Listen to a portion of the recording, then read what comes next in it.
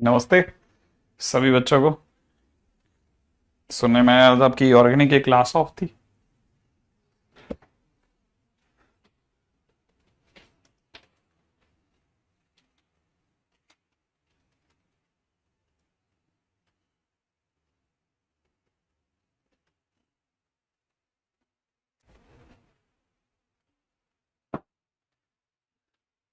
PYQs बन रहे हैं सर।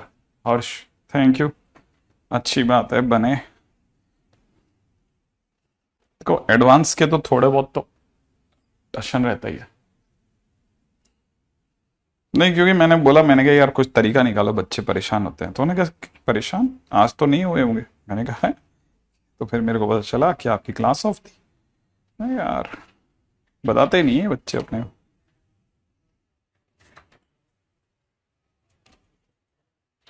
ठीक है, कल के दिन पे हम लोगों ने बहुत सारी बातें करी थी, बहुत सारी मतलब बहुत सारी बातें करी थी।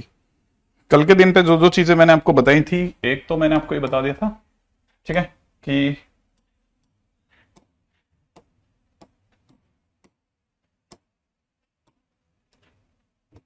ठीक है, कल के दिन पे हम लोगों ने एक तो सबसे पहले बात कर ली थी प्लेन पे, जिसमें मैंने आपको कह दिया था R vector minus fix point, ठीक है, dot normal equal to zero. ठीक है, एक तो इस पे बात हो गई थी। दूसरा मैंने आपको ये बता दिया था कि इसकी Cartesian equation A X plus B Y plus C X plus G plus D equal to zero होती है ना। ये इक्वेशन ऑफ प्लेन होती है। यहाँ पे जो एबीसी जो होते हैं, ये अपने आप में डी आर ऑफ नॉर्मल होते हैं, नॉर्मल के डी आर होते हैं। कल के दिन पे हमारी इस पे बात बहुत अच्छे से हुई है। एक तीसरी बात मैंने ये बताया था, कल को अगर ए ही जीरो हो जाए तो आप समझ जाना कि जो प्लेन है that is parallel to X axis हो गया है। ठीक है ना। दूसरी बात मैंने आपको ये बताया था कि इन केस आपका, है ना, मान लीजिए एक्स वाई प्लेन के पैरेलल, प्लेन के पैरेलल प्लेन है।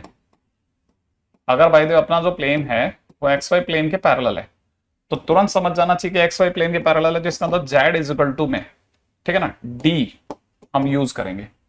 ठीक है, कल के दिन पे हमारी ये भी बात हुई थी। हाँ, अगर ठीक है तो, है ना। तो कल के दिन पे हमने ये बात भी करी थी एक, इनकेस अगर भाई दो प्लेन्स अगर पैरेलल हैं, अगर P1 अगर पैरेलल है P2 के, तो हम लोग उस केस में क्या कहते थे, A1 upon A2 is equal to में B1 upon B2 is equal to में C1 अपॉन C2, सही है ना, is not equal to D1 upon D2। ये भी बात हुई थी। चौथी बात, पांचवी बात हमारी ये हुई थी कि दो प्लेन्स के बीच में cos थीटा निकालना हो तो NP1 डॉट NP2 याद आ रहा है आपको, है ना, अपॉन में मॉड NP1, मैंने पहले प्लेन का नॉर्मल और दूसरे प्लेन के नॉर्मल, बस वो अपना cos थीटा वाला फंडा। ठीक है ना। अच्छा, ये लोग ये बोलने वाले थे कि इनकेस अगर बाय द वे P1 और P2 आपस में परपेंडिकुलर है तो हमको याद होना चाहिए A1 B1, ना A1 A2, ठीक है ना, प्लस में कितना B1 B2 प्लस में C1 C2 की वैल्यू जीरो होगी। वो भी यहीं से आया था, हमने बता दिया था कल के दिन पे ना।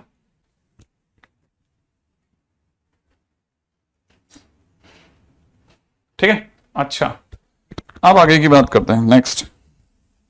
नेक्स्ट पॉइंट पे अगर चर्चा की जाए, ठीक है, छोटे छोटे पॉइंट्स मैंने कल के दिन पे आपको बहुत सारे डिस्कस किए थे।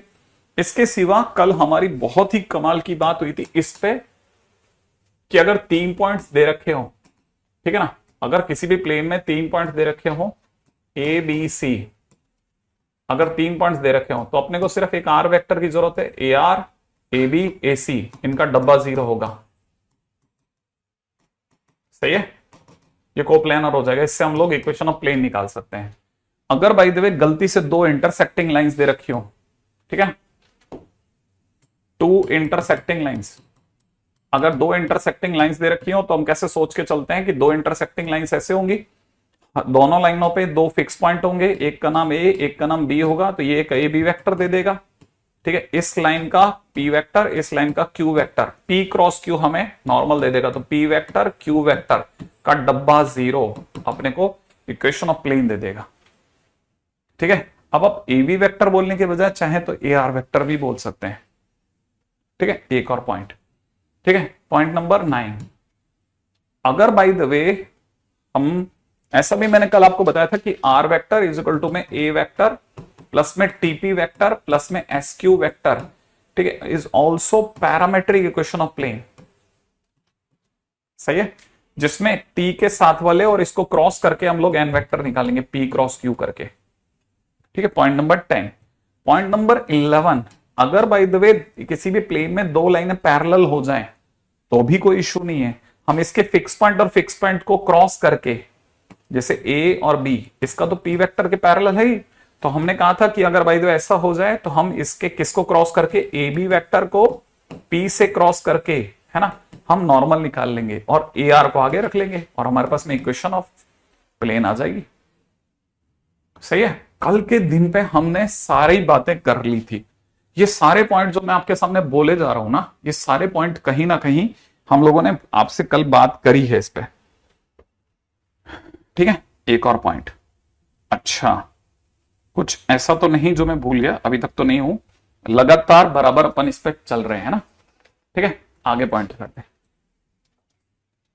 ठीक है, कोई भी ऐसे पॉइंट जो मतलब मिस भी कर जाएंगे ना तो अपन आ जाएंगे वापस से पॉइंट पर। ठीक है, चलिए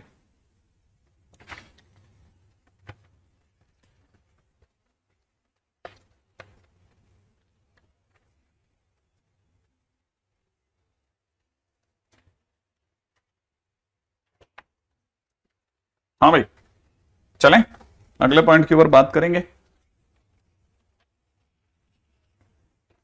क्वेश्चन में दे रखा है express equation of plane R vector is equal to में दे रखा है I cap minus 2 J cap plus में लैम्डा 2 आई कैप माइनस जे कैप प्लस 3 के cap plus mu into 3i plus 4j 3i plus 4j minus K cap. ये हमारे पास में are vector दे रखा है। ठीक है, first in scalar dot product form, first question.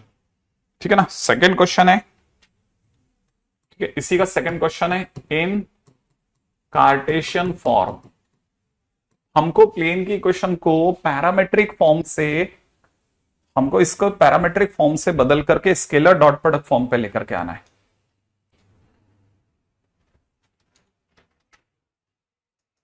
Okay, अब देखिए क्वेश्चन के अंदर हमारे पास में दे रखा है गिवन इक्वेशन जो भी है हमारे को, ये तो समझ में आ गई होगी कि पैरामेट्रिक फॉर्म है। तो सबसे पहले तो यही लिख लेते हैं, here r vector is equal to में i cap minus 2j cap plus में लैम्डा इंटू में 2 आई कैप माइनस जे कैप प्लस में 3 के कैप प्लस में म्यू इंटू में 3j कैप प्लस का 4j कैप 3 आई कैप प्लस का 4j कैप माइनस का के कैप। ये इज पैरामेट्रिक फॉर्म। ठीक है, सबसे पहले तो अपन ये लिख लेते कि पैरामेट्रिक फॉर्म है। अच्छा, मैंने आपको बताया था कि इसमें ये P है और ये हमारे लिए Q वेक्टर है, इन दोनों का प्रोडक्ट हमको नॉर्मल देगा। तो first thing first, second thing normal vector. हाँ भाई, नॉर्मल वेक्टर अगर बात की जाए तो normal vector is an vector, और एन वेक्टर का मतलब हो जाएगा आई जे के, और यहां हो जाएगा 2 माइनस 1 3 3 4 माइनस 1। सॉल्व करना चालू करते हैं, 1 माइनस ये माइनस का 11, ठीक है, माइनस 2 माइनस का 9, माइनस 2 माइनस का 9 इज माइनस का 11 इज प्लस का 11, राइट है। यहां से देखा, और रे वाह क्या 11 की झड़ी लगाई इसने। ठीक है, 8 और 3 11, सही, ये हमारा नॉर्मल वेक्टर आ गया। अगर ये हमारा नॉर्मल वेक्टर आ गया तो आप नॉर्मल वेक्टर इसे भी बोल सकते हैं या फिर -1 1 1 को भी बोल सकते हैं, रिमेंबर इट। ठीक है, हमारे यहाँ dr को लेकर के किसी तरह का कोई प्रतिबंध नहीं है। तो पहली चीज तो ये आ गई। अब दूसरी बात पे बात करते हैं, है ना। दूसरी बात क्या कहते हैं, दूसरी बात ये कहती है, ठीक है, सही तो है, ठीक है, दूसरी बात ये कहती है कि हमारे पास में पॉइंट पड़ा है। अरे सुनो,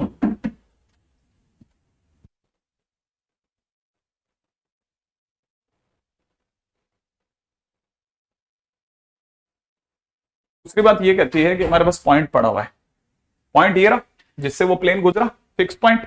ठीक है, बस तीसरा R vector minus fix point is 1 -2 0, सही है। R vector minus fix point dot, यहां से देखा तो ये भी लिखते हैं कितना, -1 1 1 इक्वल टू 0। अगर आप समझदारी से देख रहे हैं तो आपको तुरंत दिख जाएगा कि सर इसका मतलब R vector dot -1 1 1 is equal to, अब इन दोनों की गुणा माइनस के साथ आएगी, जिसको मैं इधर राइट हैंड साइड पे लाके प्लस का कर दूंगा।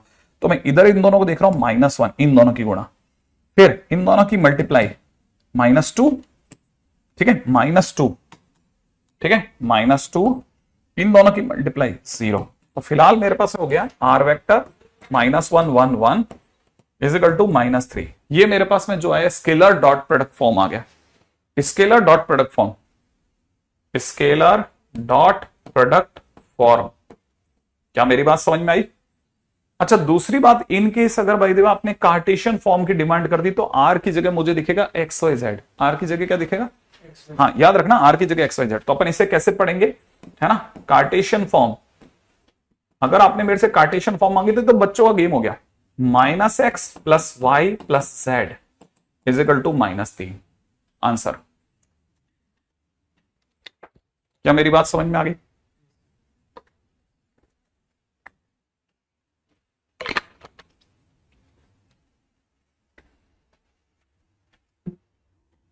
ठीक है, आगे बढ़ जाऊं।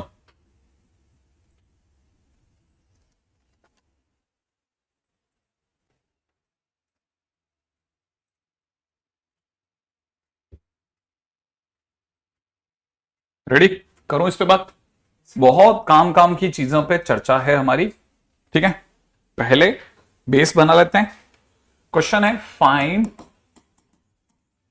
Equation of plane containing lines, और लाइंस भी कौन सी, L1 r vector is equal to दे रखा है 0 to 1 प्लस लैम्डा 1 -1 1, L2 के नाम पे दे रखा है R vector is equal to 2 3 6 plus mu into 215, ठीक है, 215।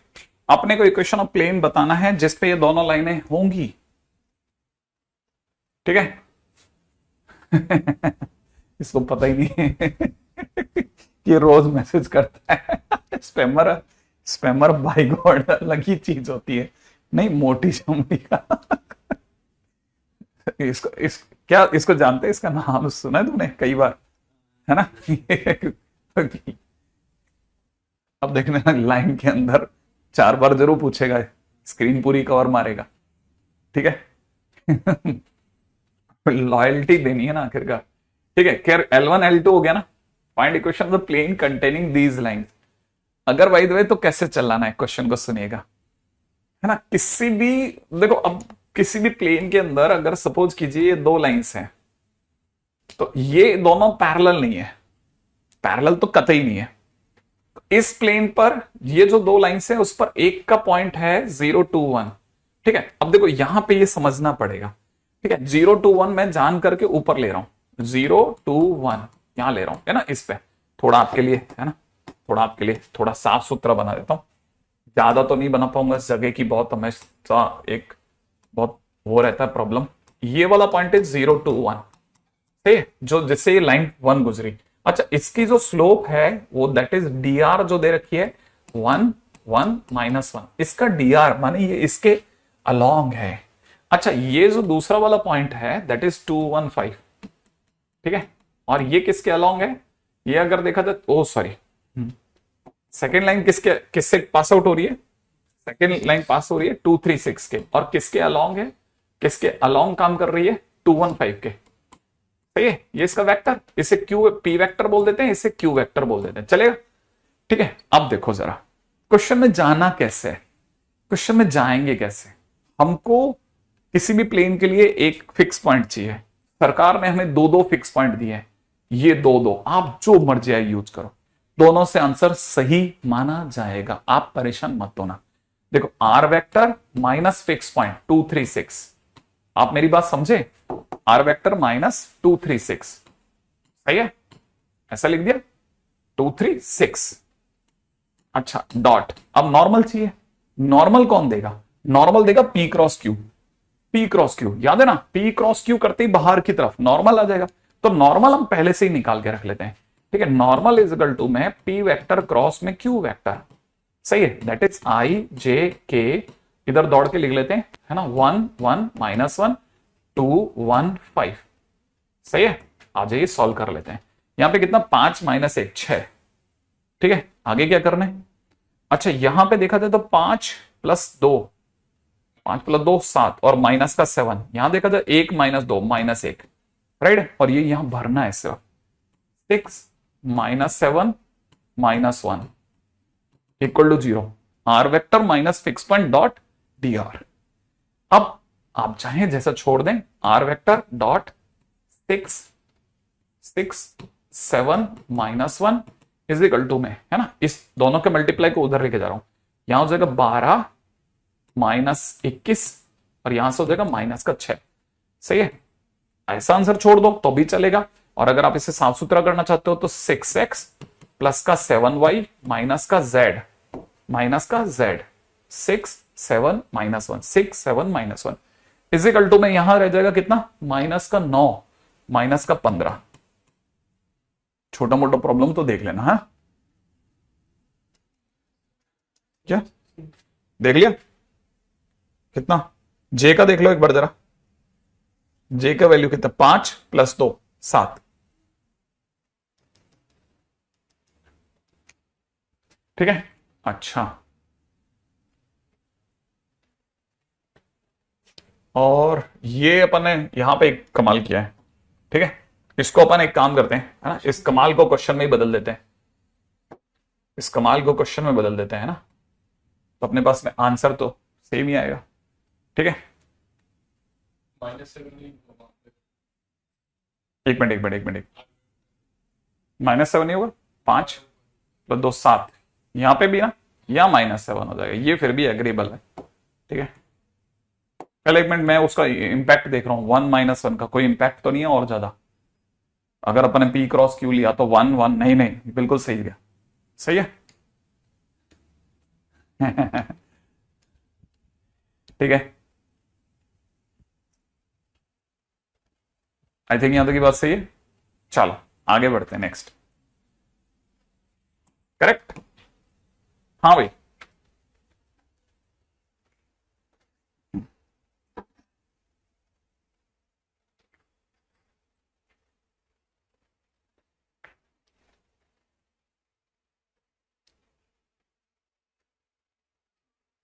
हम्म,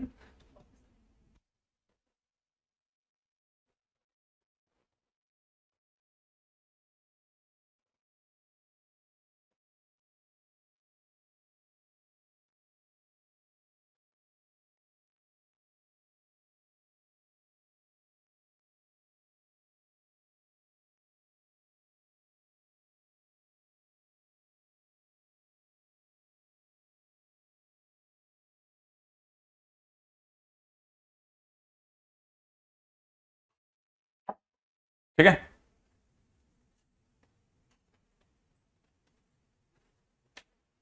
ठीक है, हो जाए, चले आगे, नेक्स्ट क्वेश्चन। ठीक है, अच्छा अब अगले क्वेश्चन आ जाए, नेक्स्ट क्वेश्चन। देख लिया ना आप लोगों ने कि कोई हमने कुछ चमत्कार नहीं कर रखा हो। ठीक है, अच्छा अगला, equation of plane in normal form, normal form, equation of plane in normal form.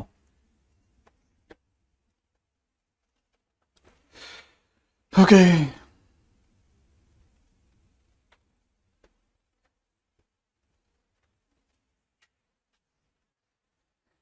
पहली चीज जरूरत क्या पड़ रही थी सर इसकी? ठीक है, तो जब आपने परचेज